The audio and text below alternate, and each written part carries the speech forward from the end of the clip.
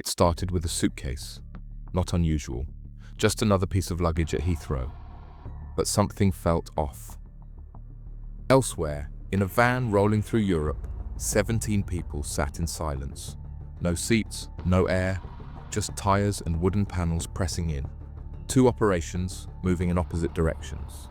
Cash going out, people coming in. Each route funded the other. And both were hidden in plain sight. It was quiet, efficient, and for years, completely undetected. This is the story of a West London gang and how they bring migrants and mules to move millions between Britain and Dubai. At the top of the network was Charan Singh. Based in Hounslow, West London, Singh ran the network like a logistics firm. Every route mapped, tickets logged, and every bundle of cash sealed to perfection. He was the one who made the system work, and for nearly 3 years it did. Singh was more than a gang member. He was the one connecting both sides of the operation. Flights for cash couriers, he paid for them. Vans to bring migrants into the UK, he organised them. What police found later was even more telling. A handwritten ledger kept by Singh himself, listing who flew, when, and how much they carried. At least 58 trips to Dubai were logged in just 1 year.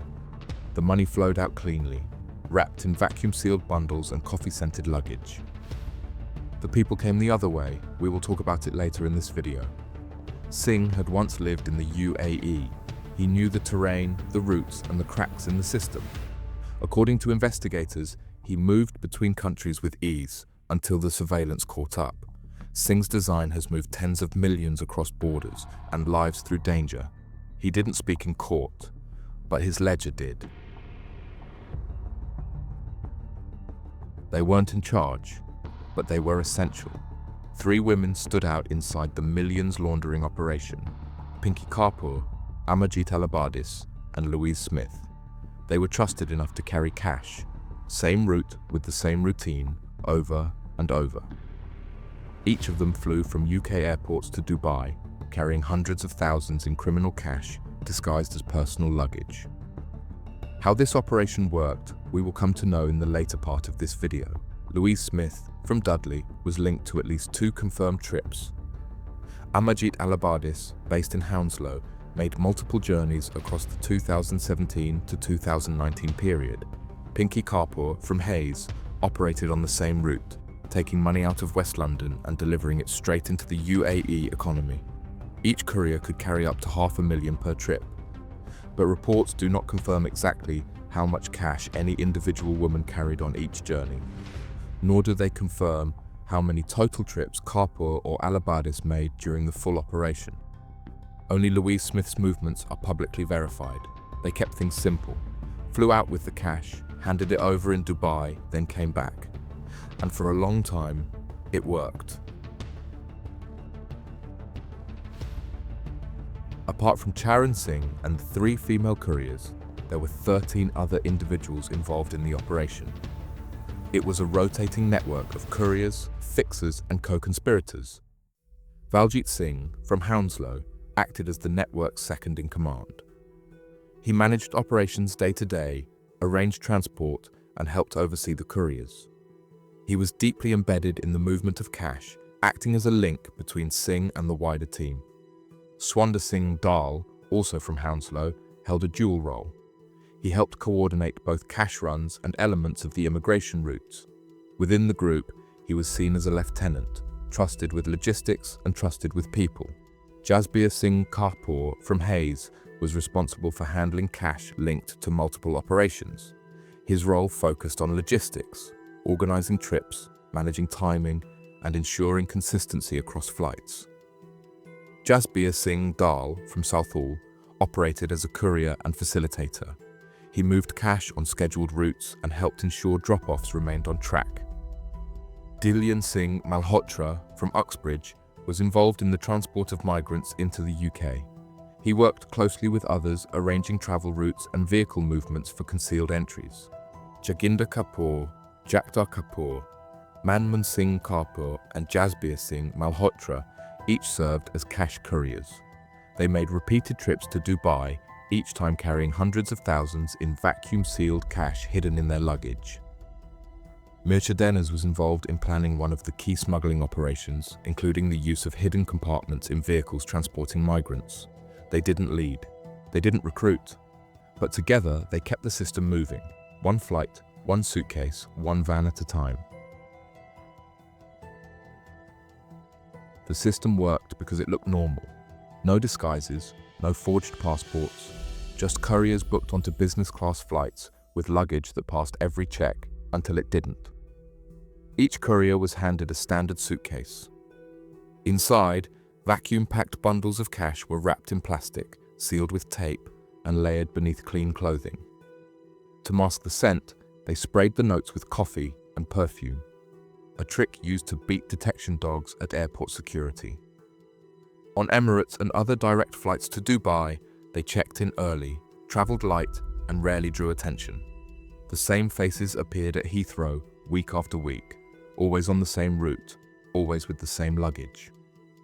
Flight records later showed dozens of trips between 2017 and 2019, many spaced just days apart.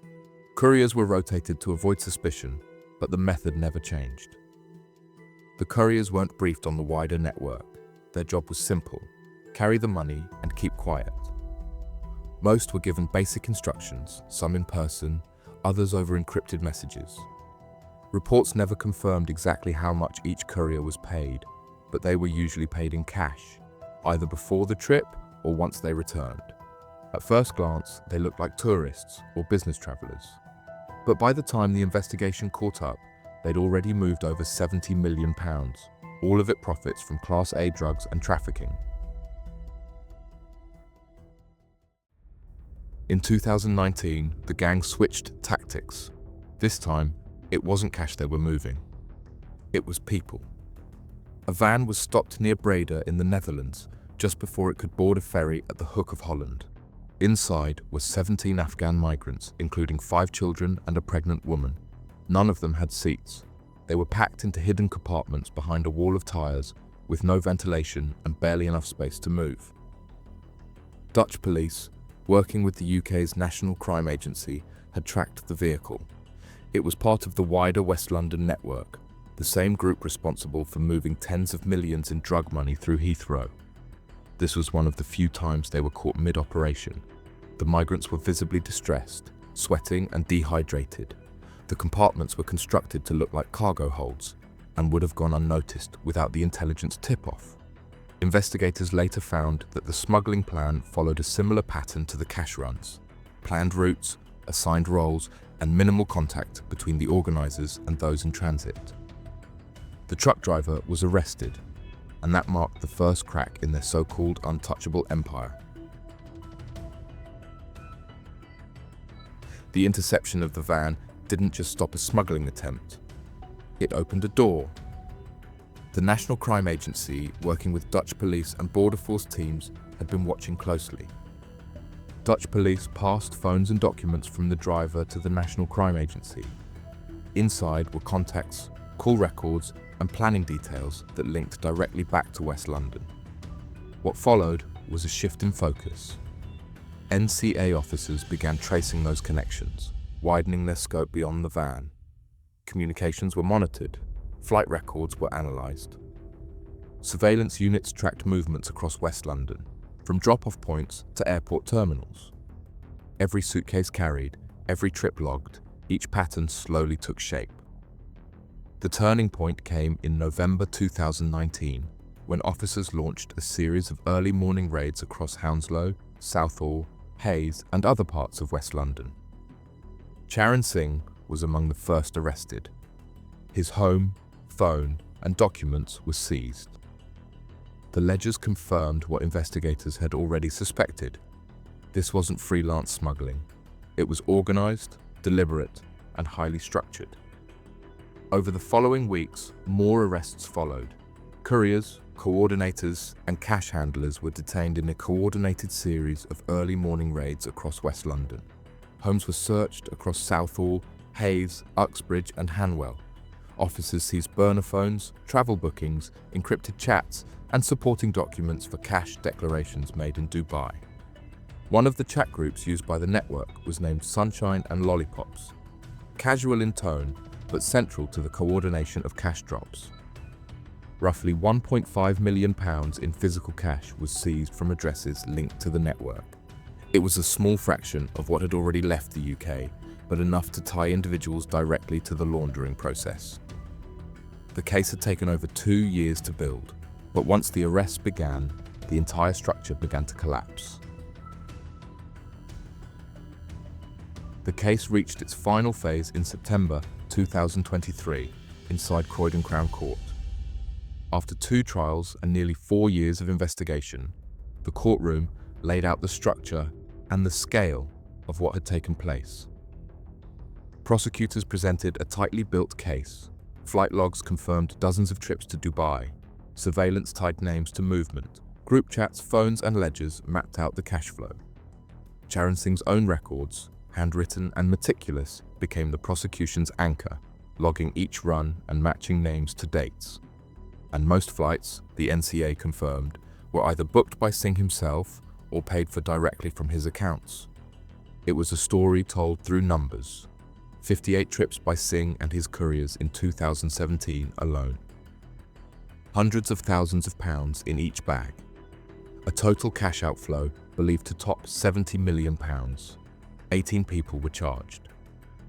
The first trial began in January 2023 and ended in April. It saw 6 convictions, including Singh for money laundering. 3 of those 6 were also found guilty of immigration offences. The second trial opened weeks later, but midway through, 6 more defendants changed their plea to guilty. By the end of proceedings, only a few had fought it through to verdict. For most, the evidence was too strong to contest. The judge called it what it was: deliberate, structured and profit-driven. Not chaos, but a system. A machine that had run unchecked for 2 years, and now, finally exposed.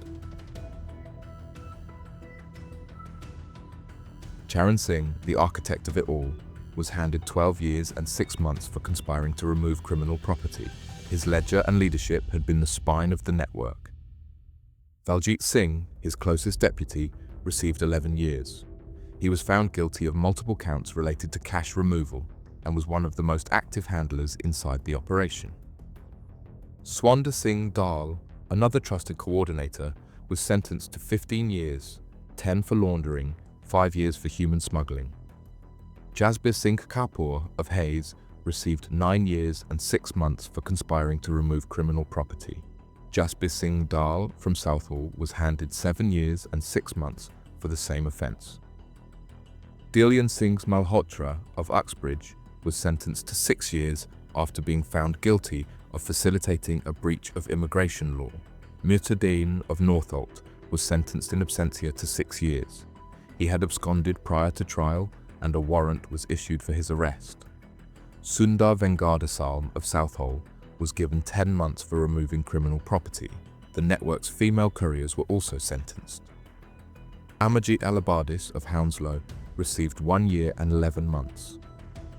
Pinky Kapoor from Hayes was jailed for 11 months. Louise Smith from Dudley received a 16-month sentence, suspended for 2 years. Others who admitted early also faced prison terms. Jaginder Kapoor of Hayes was sentenced to 3 years and 9 months. Jagdar Kapoor from Southall received 4 years and 6 months. Manman Singh Kapoor, also of Hayes, was jailed for 4 years. Jasbir Singh Malhotra of Hanwell received 1 year and 5 months. Joe Round from Dudley was handed a 12-month sentence, suspended for 2 years. In total, the group was sentenced to more than 70 years. The case marked a turning point, a calculated, long-running operation brought down by patient investigation and relentless evidence gathering. What do you think?